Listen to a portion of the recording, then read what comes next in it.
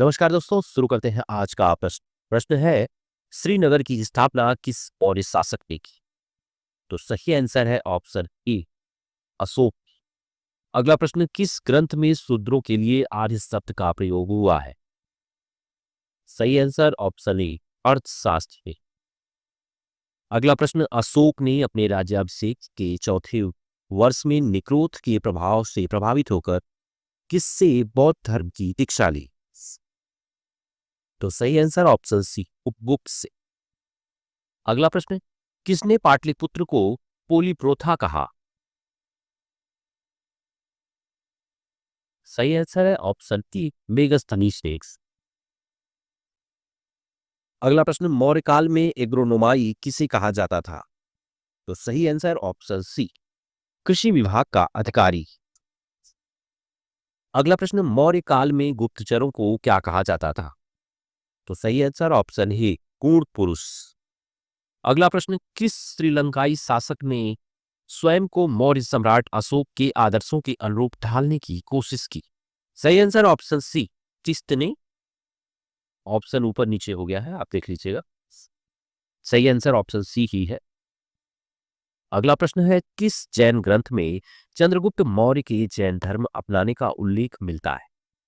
सही answer option B, Vashishtha परमन जैन ग्रंथ में।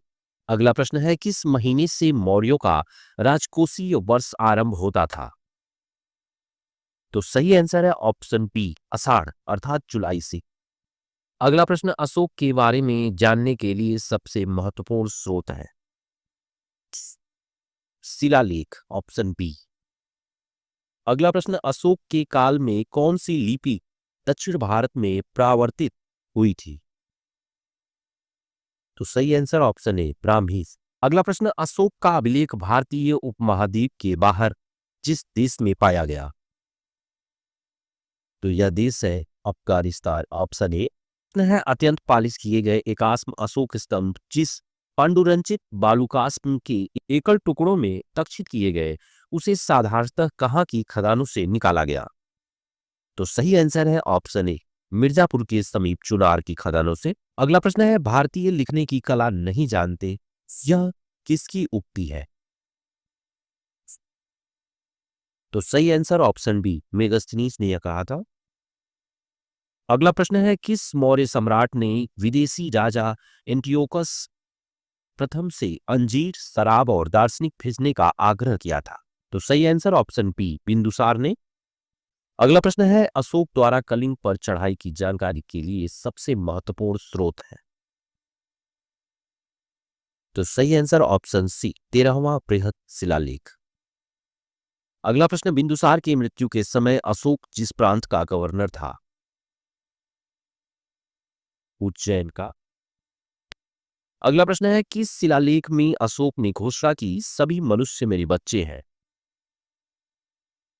तो यह उन्होंने कहा पृथक कलिंग शिलालेख में।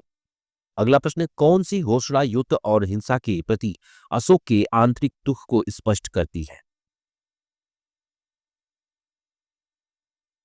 तो सही आंसर है ऑप्शन डी, कलिंग का पृथक शिलालेख। अगला प्रश्न, किस शिलालेख में अशोक की यह घोषणा है कि मैं जहां भी रहूं, मेरे महामात्य मुझे सार्वजनिक कार्य के लिए संपर्क कर सकते हैं? यह घोषणा है छठा शिलालेख में इसका उल्लेख मिलता है।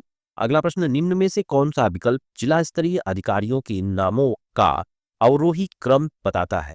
सही आंसर है ऑप्शन ए, प्रादेशिक राजुक और युक्तक। अगला प्रश्न, विष्टि है बेगारी।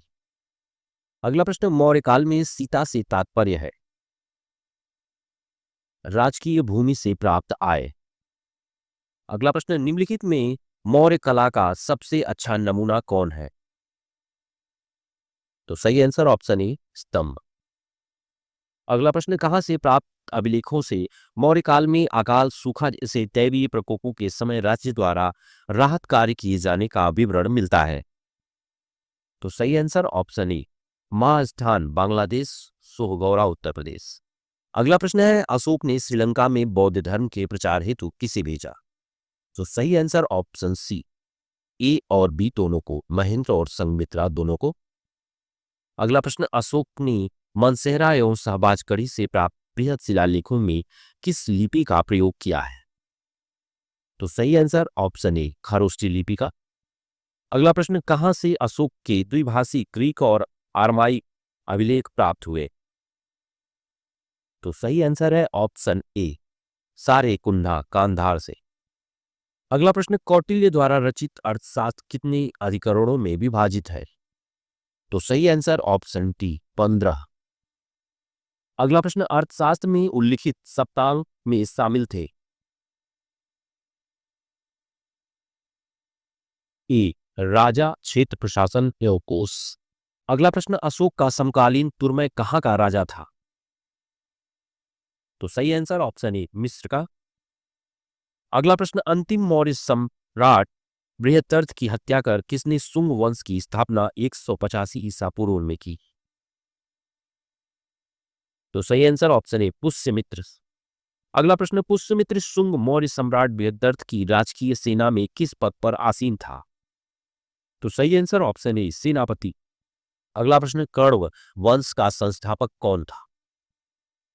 तो सही आंसर ऑप्शन ए वासुदेव। अगला प्रश्न, सातवाहन आंध्र सातवाहन वंश का संस्थापक कौन था? तो सही आंसर ऑप्शन ए सिमुख। अगला प्रश्न, सातवाहन पहले स्थानीय अधिकारियों के रूप में काम किया था, नंदों के अधीन। अगला प्रश्न है, निम्नलिखित में से वह महानतम कुषाण नेता कौन था जो बौद्ध बन गया था? तो सही आंसर ऑप्शन सी कनिष्क। अगला प्रश्न है, कुषाण काल के दौरान मूर्तिकला की गांधार शैली निम्नलिखित में से किसका मिश्रण है? तो सही आंसर ऑप्शन डी भारत और ग्रीक यूनानी शैली का। अगला प्रश्न है, कनिष्क की राजधानी थी? Purushapura, option A. अगला प्रश्न है, पुरुषपुर निम्नलिखित में से किसका दूसरा नाम है? तो सही आंसर ऑप्शन सी पेशावर का। अगला प्रश्न है, चरक किसके राज्य चिकित्सक थे? तो सही आंसर है ऑप्शन डी कनिष्क के। अगला प्रश्न, तक्षशिला के प्रसिद्ध स्थल होने का कारण था? तो सही आंसर ऑप्शन सी गांधार कला। अगला प्रश्न, भारत में सर्वप्रथम स्वर्ण मुद्राएं किसने चलाई? तो सही आंसर है option B Indo Bactrians, option B. अगला प्रश्न, किस संग्रहालय में कुषाणकालीन मूर्तियों का संग्रह अधिक मात्रा में है? तो सही आंसर ऑप्शन ए मथुरा संग्रहालय में। अगला प्रश्न, निम्नलिखित में से किसने सोने के सर्वाधिक शुद्ध सिक्के जारी किए? तो सही आंसर ऑप्शन ए कुषाणों ने। अगला प्रश्न, सातवाहनों के समय में मुद्रा सर्वाधिक किस धातु के बने? तो सही आंसर ऑप्शन ए सीसा। अगला प्रश्न, निम्नलिखित में से कनिष्क के समकालीन कौन थे?